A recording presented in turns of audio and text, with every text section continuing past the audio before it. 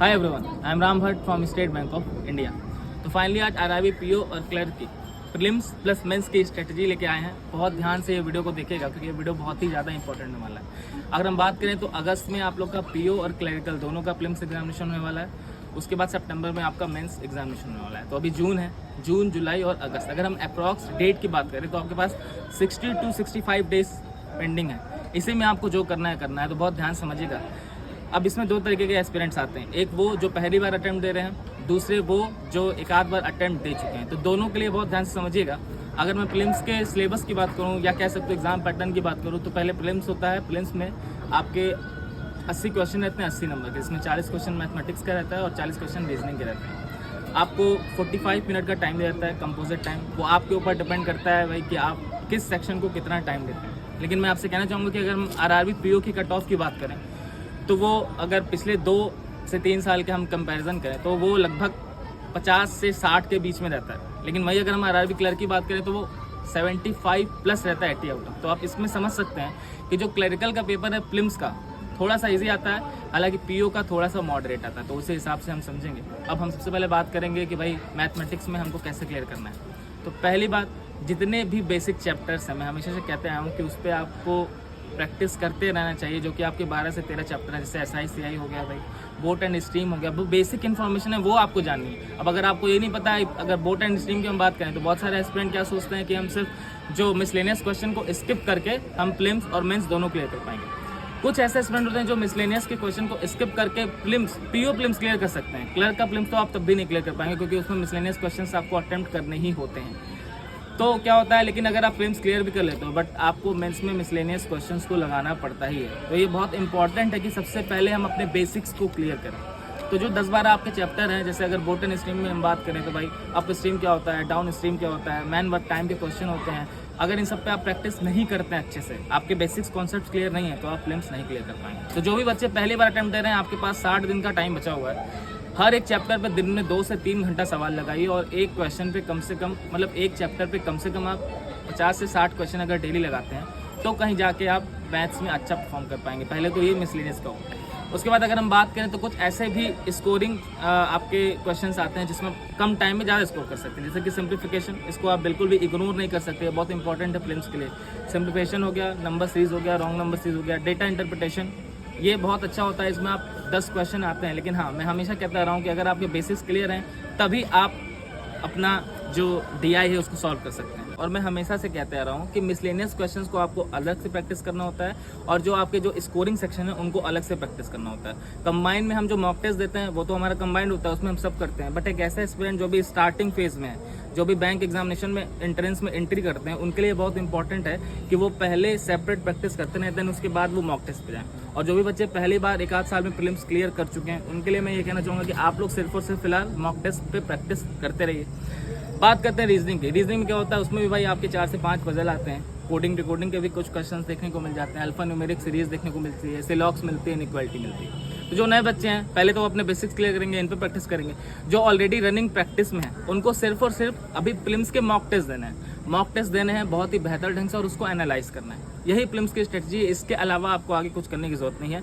लेकिन हाँ, एक दिन में कम से कम आप 2 से 3 मॉक टेस्ट अगर प्रीलिम्स का देते हैं तो आप बहुत करीब रहेंगे सिलेक्शन के। क्योंकि अगर आप एक दिन में 1 मॉक टेस्ट देते हो और दूसरा बच्चा जो एक दिन में 4-4 मॉक टेस्ट दे रहा है प्रीलिम्स का, वो कहीं ना कहीं आपसे आगे बढ़ रहा है। क्योंकि जो बैंकिंग का एग्जामिनेशन है वो सिर्फ और सिर्फ प्रैक्टिस पर डिपेंड करता है। आपको नॉलेज कितना है बैंक आपसे वो जानना नहीं चाहता है। नॉलेज आपसे मेंस में लिया जाएगा। प्रीलिम्स में बात करूँ, अभी क्या प्रीलिम्स निकालना ही सबसे टफ हो गया क्योंकि कंपटीशन बहुत ज़्यादा है, सीट्स कम आ रही हैं और लोग ज़्यादा फॉर्म फिलअप करना है। तो पहले प्रीलिम्स निकलेगा तभी तो हम मेंस कर पाएंगे। तो ये हुआ प्रीलिम्स का। अब बात करते हैं कि अगर हमको साथ में प्रिपरेशन करना है कि भाई ऐसे कुछ बच्चे होंगे जो 1-2 साल से प्रीलिम्स क्लियर कर ले रहे हैं, उनका मेंस में कहीं ना कहीं रुक जा रहा है। उनके लिए अब आप ध्यान से सुनिएगा मैं क्या बताने जा रहा हूँ। अगर मैं मेंस की बात करता हूँ तो उसमें आपका क्या क्या आता है भाई, मैथ्स रीजनिंग आता ही, इंग्लिश और हिंदी में से आपको एक चूज़ करना होता है, और GA आपका आना ही है, और कंप्यूटर आता है। ये आपके 5 सेक्शन हुए, इसको आपको अटेम्प्ट करना होता है। अब मेंस में बहुत सारे लोगों को कन्फ्यूजन होती है कि सर हम मेंस की प्रिपरेशन कैसे करें। मैं पहली बात आपसे ये चीज़ कहना चाहता हूँ, प्रीलिम्स के एग्जामिनेशन को क्लियर करने के लिए आप एग्जामिनेशन से पहले 200-250 प्रीलिम्स के मॉक टेस्ट देके जाते हो। फिर जब आपका प्रीलिम्स का मॉक टेस्ट देने के बाद आपका प्रीलिम्स का एग्जामिनेशन क्लियर हो जाता है तो मेंस में आप तब एग्जामिनेशन, मेंस का मॉक टेस्ट आप तब देना शुरू करते हो जब आपके पास 10 दिन का टाइम बचता है। तो आप कॉमन सेंस लगाओ कि प्रीलिम्स का मॉक टेस्ट आपने 200-250 दिया, प्रीलिम्स क्लियर करने के लिए आपने 250-300 मॉक टेस्ट दिया, लेकिन वही मेंस का मॉक टेस्ट आप सिर्फ और सिर्फ मैक्सिमम दे पाते हो तो 7 से 8 दे पाते हो, क्योंकि आपके पास टाइम नहीं बचता है।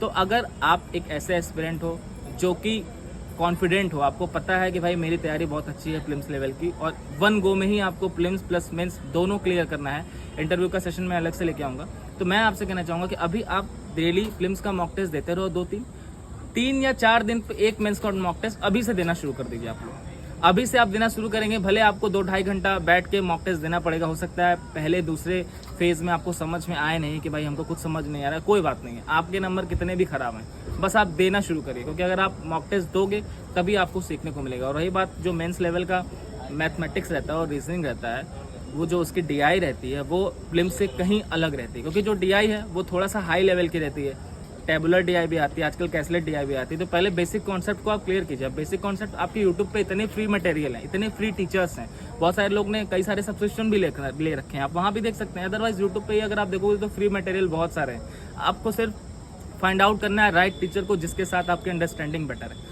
तो आप ये करोगे। साथ ही साथ रही बात GA, इंग्लिश और हिंदी और कंप्यूटर, ये 4 सेक्शन बचे हैं, इसमें हम डिस्कस कर लेते हैं, क्योंकि मैथ्स रीजनिंग पे मैं कुछ अलग से करने को आपको नहीं कहूँगा। बस मैं इतना कहूँगा कि मेंस का मॉक टेस्ट हर 3 से 4 दिन देते जाओ। देने के बाद भाई साथ में बैठ के एनालाइज करो, अगर आपका कोई फ्रेंड है, कोई ग्रुप से, कोई टीचर है तो अच्छा है, नहीं तो अकेले भी आप एनालाइज करते रहेंगे। और जब तक मेंस का एग्जामिनेशन आएगा, अगर आप कहीं ऐसा होता है कि आप 40-50 मेंस का मॉक टेस्ट दे चुके हो, तो आप कहीं ना कहीं आप महारत हासिल कर लोगे, फिर मेंस में आपको कोई हरा नहीं पाएगा, ये मैं गारंटी देता हूँ। बस आप इतना करना शुरू कीजिए। बात करते हैं GA की, साथ ही साथ GA लेके चलना है। अभी से आपको पिछले के 3 महीने का करंट अफेयर्स पढ़ना अभी से चालू कर देना है। अभी से बैंकिंग रिलेटेड जो भी न्यूज़ है उसको पढ़ना शुरू कर देना है, नोट डाउन करना शुरू कर देना है। जो सेक्टर वाइज नोट्स होते हैं, जैसे ऑब्ituary से रिलेटेड होते हैं, ऑथर्स एंड राइटर्स से रिलेटेड होते हैं, बैंकिंग से रिलेटेड कुछ इन्फॉर्मेशन होती है, RBI से रिलेटेड कुछ एक्ट होते हैं, अभी से पढ़ना शुरू कर दीजिए और उसको कॉपी में नोट करते रहिए। करंट अफेयर डेली कम से कम 1 घंटा पढ़िए। अब बात करते हैं इंग्लिश और हिंदी की। RRB एक ऐसा एग्जामिनेशन है जिसमें एक फायदा उन बच्चों को है जिनकी इंग्लिश वीक है। उनको फायदा इसमें ये होता है कि भाई प्रीलिम्स में उनको इंग्लिश का सामना करना नहीं पड़ता है, तो वो प्रीलिम्स इजीली क्लियर कर लेते हैं। रही बात मेंस की, तो उसमें हिंदी आता है। अब हिंदी भी है जो वो बहुत इजी लेवल की तो आती नहीं है, हिंदी भी काफ़ी हाई लेवल की आती है। अब सवाल आता है सर हिंदी कैसे क्लियर करें। पहली बात, बहुत लोग मुझसे बुक्स पूछते रहते हैं, तो मैं बता दूं कि बुक्स पढ़ के आप RRB PO का मेंस एग्जामिनेशन क्लियर नहीं कर पाओगे। लेकिन फिर भी अगर आपको बुक्स चाहिए तो 2 बुक्स है, एक आदित्य पब्लिकेशन की हिंदी की बुक आती है, वो आप ले सकते हो, दूसरा आप लूसेंट की भी हिंदी की बुक ले सकते हो। लेकिन मैं रिकमेंड करूंगा कि उस बुक को, क्योंकि बुक इतनी मोटी है और आप जब तक आप मेंस के एग्जामिनेशन तक पहुंचोगे आप उसको पढ़ नहीं पाओगे। थोड़ा बहुत पढ़ो ठीक है। जो आप हिंदी के सेक्शनल मॉक टेस्ट देते हो, आप कोई ना कोई मॉक टेस्ट आपने परचेज किया होगा, चाहे वो अड्डा हो, टेक्स्ट बुक हो, ग्रेडअप हो, बैज्यूज हो, किसी का भी हो, आपने कोई ना कोई मॉक टेस्ट परचेज किया होगा, उसमें सेक्शनल हिंदी के मॉक टेस्ट आते हैं, उसको भी डेली दीजिए, अभी से दीजिए। क्योंकि अगर आप कॉन्फिडेंट हैं कि आप प्रीलिम्स क्लियर कर लेंगे तो कहीं ना कहीं आपको मेंस के लिए प्रिपरेशन अभी से शुरू करनी पड़ेगी। हिंदी के सेक्शनल मॉक टेस्ट दीजिए और जो बुक आप खरीद के लाओगे उसको थोड़ा थोड़ा हल्का 2-2, 3-3 पेज दिन में पढ़ते रहिए। ये रही हिंदी की। इंग्लिश की मैंने ऑलरेडी वीडियो डाल रखी है, तो मैं RRB के लिए इंग्लिश अलग से नहीं बताऊंगा। अब रही बात आपका GA मैंने डिस्कस कर लिया। अब रही बात कंप्यूटर की कि कंप्यूटर को कैसे क्लियर करना। देखो मैं बता दे रहा हूँ, RRB PO और क्लरिकल में कंप्यूटर भी बिल्कुल ऐसा नहीं आता है कि आप अगर थोड़ी बहुत भी बेसिक इन्फॉर्मेशन जानते हो तो आप एग्जामिनेशन को क्लियर कर लो। क्योंकि मैं ऑलरेडी 2 बार लगभग RRB PO मेंस पे बैठा हूँ, इंटरव्यू भी मैंने क्लियर किया हुआ RRB PO का, और क्लरिकल का भी मैंने दे रखा है। लेकिन अब उसके जो कंप्यूटर्स हैं वो ऐसे टेक्निकल थोड़े रहते हैं कि अगर आपने डीप में कंप्यूटर नहीं पढ़ा है तो आप कंप्यूटर सेक्शन को क्लियर नहीं कर पाओगे। तो सवाल आता है कंप्यूटर के लिए कौन सी बुक पढ़े, तो एक अरिहंत की बुक आती है कंप्यूटर की, बहुत अच्छी बुक है, उसको आप लोग परचेज कर लीजिए। हालांकि एक वीडियो में मैंने उस बुक को दिखाया है, अगर आप थंबनेल पे फाइंड आउट करोगे प्लेलिस्ट में जाके, आप अरिहंत की वो बुक ले लो और लूसेंट के ले लो, उसको पढ़ना शुरू कर लो। और दूसरा मैंने कंप्यूटर के लिए भी यही बताया कि सिर्फ और सिर्फ सेक्शनल ही देना है आपको। आप अगर सिर्फ ये सोचोगे कि बुक पढ़ के आप एग्जामिनेशन को क्लियर कर लोगे, पॉसिबल नहीं है। जब तक कि आप मॉक टेस्ट सेक्शनल हर एक सेक्शन का नहीं दोगे तब तक नहीं होगा। और दिन में अभी से मैं आपको बता दे रहा हूँ, बहुत ध्यान समझना, कम से कम 10 से 12 घंटा पढ़ना शुरू कर दो। अभी फिलहाल 3-4 महीने के लिए सब कुछ छोड़ दो। अगर आप इंस्टाग्राम फेसबुक पे ज़्यादा एडिक्टेड हो तो उसको भी छोड़ दो, क्योंकि अभी देखो पढ़ाई का टाइम चल रहा है और अगर ये टाइम आपने इग्नोर किया तो फिर आपका एग्जामिनेशन क्लियर होने वाला है। मैं साफ और सीधी बात कहता हूँ, अगर आप इंस्टाग्राम रील के एडिक्टेड हो, फेसबुक के एडिक्टेड हो, व्हाट्सएप के एडिक्टेड हो, सिर्फ लिमिटेड अपनी प्रायोरिटी के हिसाब से यूज़ करो। 4 महीने अगर आपने ये सब छोड़ दिया तो फिर आप बहुत ज़्यादा काम अच्छा कर पाओगे और आप एग्जामिनेशन को क्लियर कर पाओगे। अब एग्जामिनेशन से रिलेटेड और कोई डाउट हो तो आप ज़रूर आप हमें कमेंट करें, मैं पूरी कोशिश करूँगा आपको रिप्लाई करने के लिए। All the best.